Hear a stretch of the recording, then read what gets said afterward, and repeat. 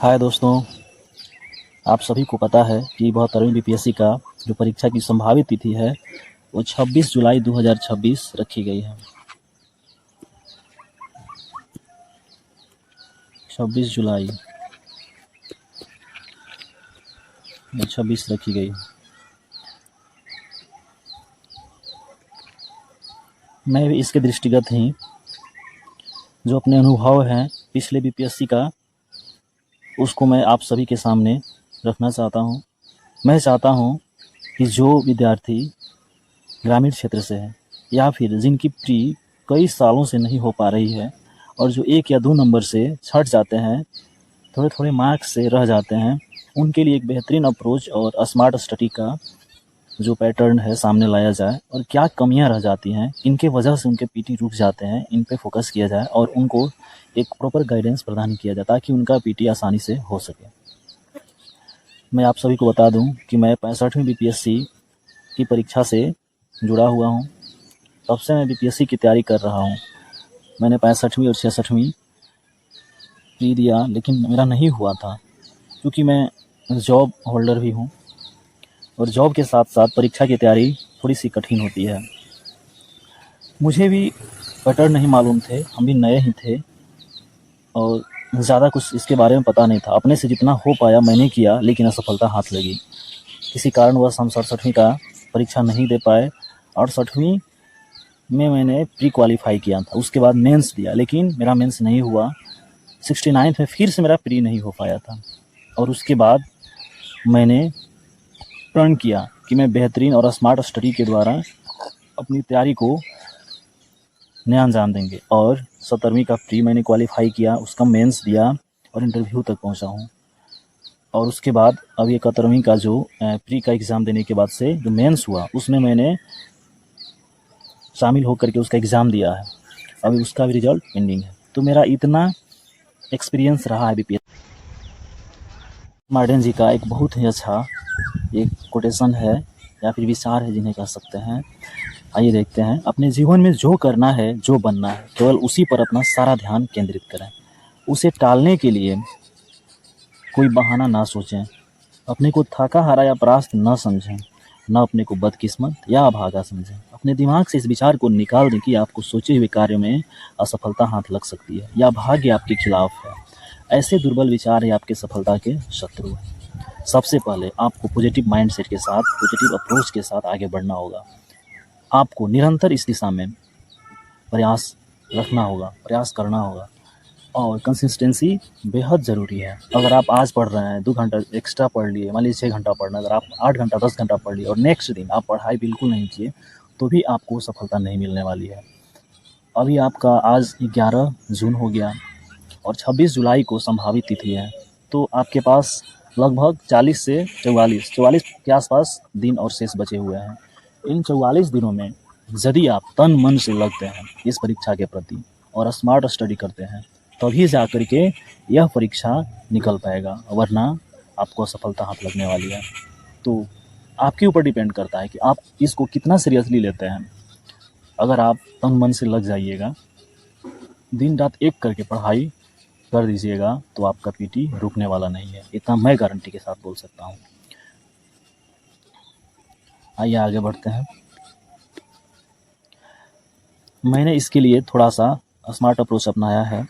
आपको सबसे पहले इसकी तैयारी के लिए इनके जो प्रीवियस ईयर्स के जो प्रश्न हैं जो पूछे गए हैं एग्ज़ाम्स में, उनको आपको रियलाइज़ करना होगा, एनालिसिस करना होगा, ताकि आपको यह पता चल पाए कि सही मायनों में प्रश्न की प्रकृति क्या है, कितने प्रश्न किस सेक्शन से पूछे जा रहे हैं और किस किस टाइप के प्रश्न पूछे जाते हैं।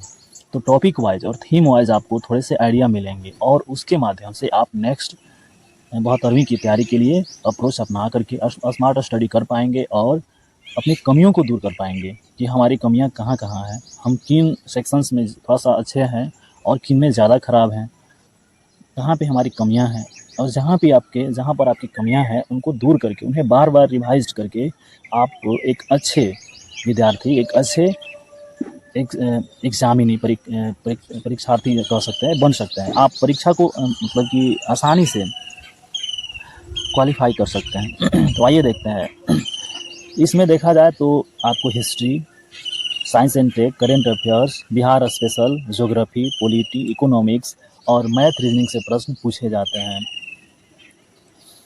हिस्ट्री की बात करें तो मॉडर्न, मिडाइवल और एंशिएंट, जिसमें से मॉडर्न की जो मॉडर्न हिस्ट्री से जो प्रश्न आते हैं वो ज़्यादा होते हैं। अभी तक की जो प्रकृति रही है प्रश्न पूछने की, उसमें हिस्ट्री से 25 से 30 के आसपास प्रश्न पूछे जाते हैं सभी प्रश्नों को मिला करके, जिसमें मॉडर्न ज़्यादा होते हैं, मॉडर्न हिस्ट्री। तो इसके लिए आपको अगर किताबों की जो थोड़ी सी कंटेंट बता दें, किताबों की जो लिस्ट बता दें, वो एनसीईआरटी तो मस्ट ही है। उसके बाद आपका स्पेक्ट्रम काफ़ी ज़्यादा ज़रूरी है तीनों के लिए, लेकिन आपको सबसे अधिक समय मॉडर्न हिस्ट्री पे देनी है। दूसरी साइंस और टेक की बात करें तो 9th और 10th क्लास की साइंस और 10th जो एनसीईआरटी की बुक है काफ़ी ज़रूरी है पढ़ना। डायरेक्ट प्रश्न देखे गए 9th और 10th क्लास के साइंस से। और महेश बर्णवाल की एक बुक आती है सार संग्रह, इनसे भी अपनी अप्रोच अपना के पढ़ सकते हैं, आप तैयारी कर सकते हैं, काफ़ी हेल्पफुल है। तीसरा सेक्शन, मेजर सेक्शन की बात करें तो करेंट अफेयर्स है, जिनसे 25 से 30 प्रश्न पूछे जाते हैं, लगभग 25 तो होते ही हैं।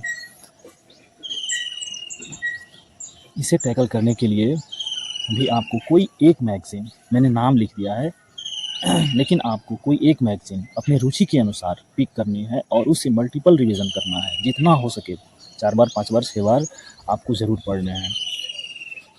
मैंने एडिटोरिया फॉलो किया था, इस वजह से मैंने उसे लिख दिया है।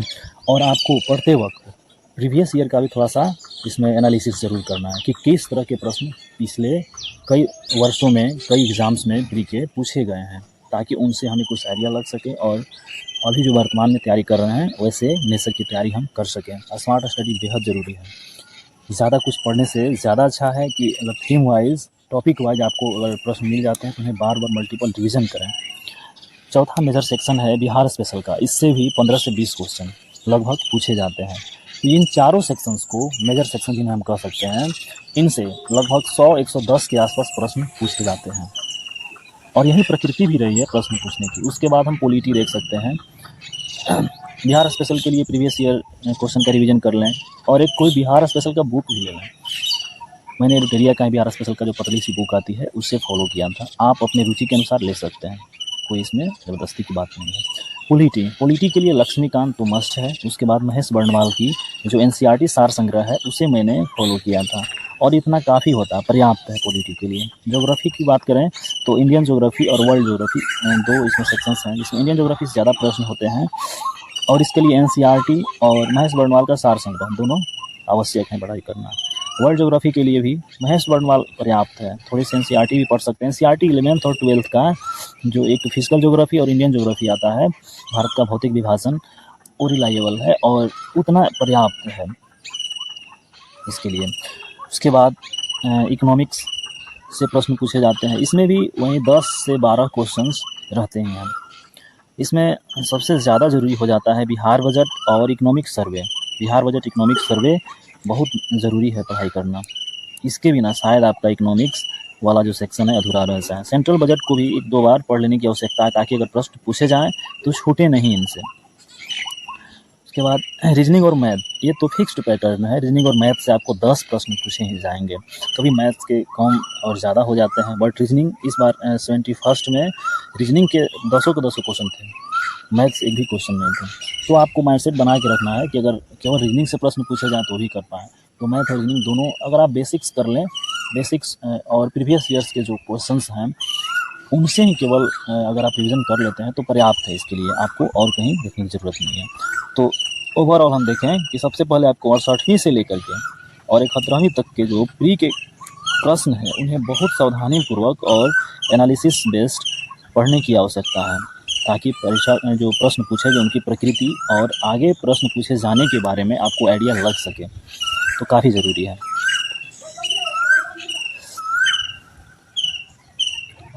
अब आइए थोड़ा सा देखते हैं कि यूपीएससी प्रीलिम्स क्वालिफाई करने का जो मूल मंत्र है, मैंने जो बनाया है, मैंने जो फील किया है, मैंने जिस अप्रोच के साथ टैकल किया है यूपीएससी प्रीलिम्स को, उसके लिए क्या आवश्यक है। तो आपको सबसे पहले देखना होगा जो प्रीवियस ईयर्स के प्रश्नों का गहन विश्लेषण करना होगा, टॉपिक वाइज अनुसरण और पढ़ाई करनी होगी। प्रीवियस ईयर फिर आपको जोर दे के बोल रहे हैं, काफ़ी ज़्यादा ज़रूरी है। टॉपिक वाइज और थीम वाइज एनालिटिकल आपको अप्रोच अपना करके पढ़ना होगा, आपको आइडिया लगेगा, ताकि नेक्स्ट एग्जाम की बेहतरनी के लिए कर सकें। और मेजर सेक्शन जैसे मैंने बताया, history, current affairs, science and tech, Bihar special, जिसके अंतर्गत लगभग 100-110 प्रश्न पूछे जाते हैं, उन पर विशेष ध्यान देकर पकड़ बनाना और अन्य विषयों की तुलना में थोड़ा सा अधिक समय देना काफ़ी ज़्यादा ज़रूरी है। उसके बाद तीसरा नंबर देखें तो बीपीएससी प्रीलिम्स में सभी सेक्शंस महत्वपूर्ण है, किसी भी सेक्शंस को आप इग्नोर नहीं कर सकते हैं। अगर आप सोच रहे हैं कि मैं पॉलिटी छोड़ दूँ, ज्योग्राफी छोड़ दूँ, बाकी मैं पढ़ लूँ, तो भी दिक्कत में आप बढ़ जाइएगा। हो सकता है कि उनसे कठिन स्तर के प्रश्न पूछे जाएँ और आप नहीं कर पाएँ। ये सिक्योरिटी नहीं है कि आप जो पढ़ के जा रहे हैं वहीं पूछे जाएँ। अब जो नेचर है बीपीएससी के प्रश्न पूछने की काफ़ी अलग हो गया है और थोड़ा सा बीपीएससी यूपीएससी की तरफ बढ़ रहा है। तो जो एनालिटिकल बेस्ड प्रश्न हैं, जो थोड़ा सा प्रकृति में कठिन हैं, उन वैसे प्रश्न अधिक पूछे जा रहे हैं और कूट वाले क्वेश्चंस कुछ आ रहे हैं अधिकांशतः। तो वैसे में आपको सभी सेक्शंस को रिवाइज करके पढ़ के तैयारी करके जाना काफ़ी मस्ट है। रीजनिंग और मैथ से भी 10 प्रश्न पूछे जाते हैं, जो कि काफ़ी महत्वपूर्ण है, इंपॉर्टेंट है। इसके साथ साथ ही इकोनॉमिक सर्वे बिहार का कम से कम 4 से 5 बार रिवीजन होना ही चाहिए, ये बहुत मस्ट है। इकोनॉमिक सर्वे और बिहार बजट, उसके अलावा बिहार बजट, नेशनल बजट और सर्वे भी 1-2 बार जरूर पढ़ना चाहिए, ताकि प्रश्न अगर आ भी जाए तो छूटे नहीं। स्टैटिक भाग का बार बार टॉपिक और थीम वाइज रिवीजन होना चाहिए। जैसे कि स्टैटिक पोर्शन है, आपको सभी सब्जेक्ट में मिल जाएंगे। हिस्ट्री तो लगभग आपको स्टैटिक ही है, उसमें नया तो कुछ रहता नहीं है, लेकिन थोड़े से डीपली नॉलेज उसमें ज़्यादा ज़रूरी है। तो टॉपिक और थीम वाइज रिवीजन होना चाहिए स्टैटिक पार्ट्स का, ताकि प्रेशर में भी प्रश्न का उत्तर दिया जा सके।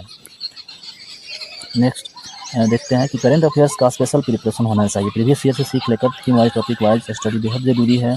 और साइंस एंड टेक के जो बदलते स्वरूप हैं, जो वर्तमान दृष्टि से जिन पर शोध किए जाते हैं, और साइंस एंड टेक के नए नए जो आविष्कार हैं, आपको इसरो के क्षेत्र में भी इनसे भी प्रश्न पूछे जाने की संभावनाएं रहती हैं। तो आपको डायनामिक नेचर के प्रश्न भी पढ़ने ही होंगे।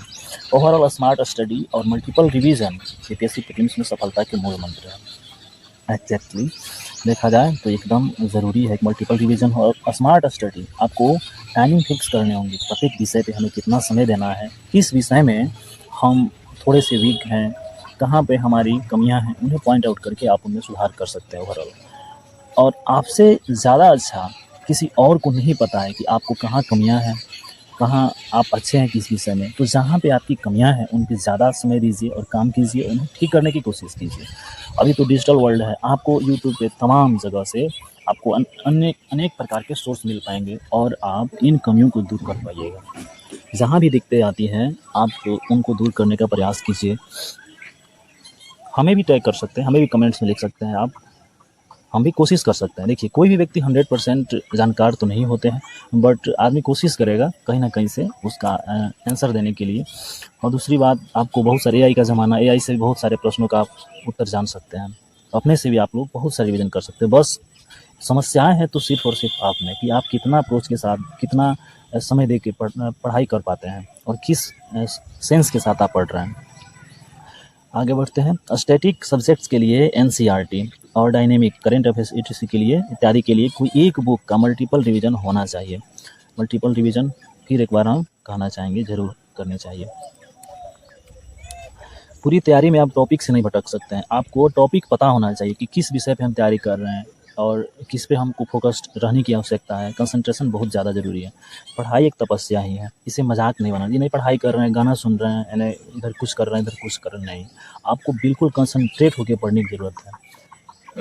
और smart study, self study is the best study. इसलिए कहा गया है कि आप स्व मूल्यांकन अपना कर सकते हैं कि हमें कहाँ कमी है और कहाँ पे सुधार करने की आवश्यकता है, किस विषय में हम ठीक हैं। जहाँ ठीक है उनको अगर सप्ताह में 1-2 बार भी पढ़ लीजिएगा तो काम चल जाएगा। लेकिन जहाँ पे आप वीक हैं, जहाँ पर आपको बार बार गलतियाँ होती हैं, परीक्षा में जाते हैं, परीक्षा में बैठते हैं, तो वहाँ से आपके प्रश्न सीधे माइंड में ब्लैंक हो जाते हैं। तो उन विषयों पे, उन टॉपिक्स पे आपको पकड़ बनाने की आवश्यकता है।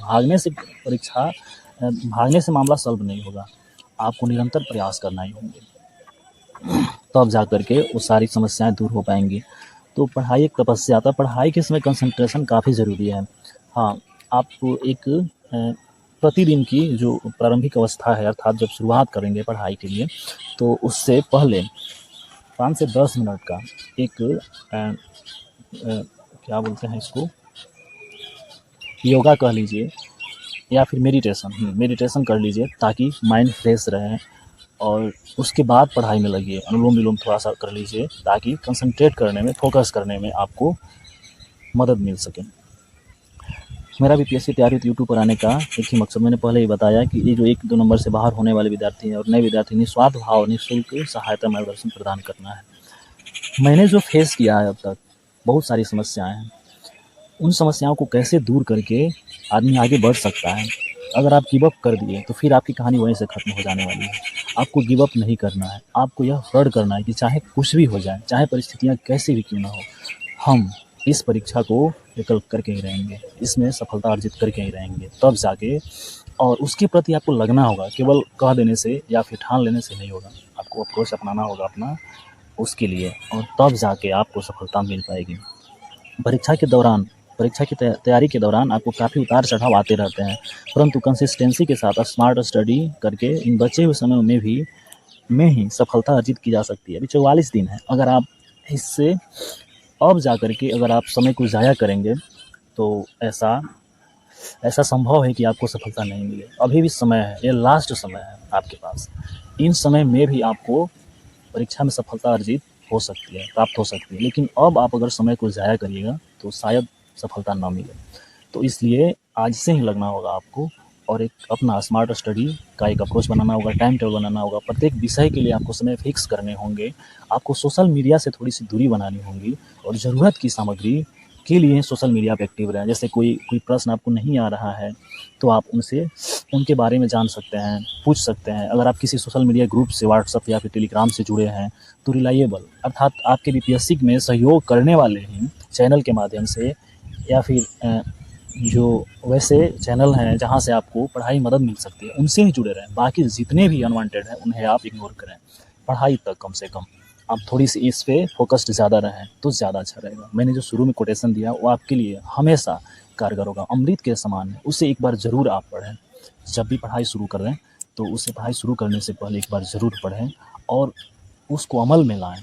आप थोड़ा सा सोचें कि आप अपने मार्ग से नहीं भटकें, आप लक्ष्य के प्रति समर्पित भाव से लगे रहें।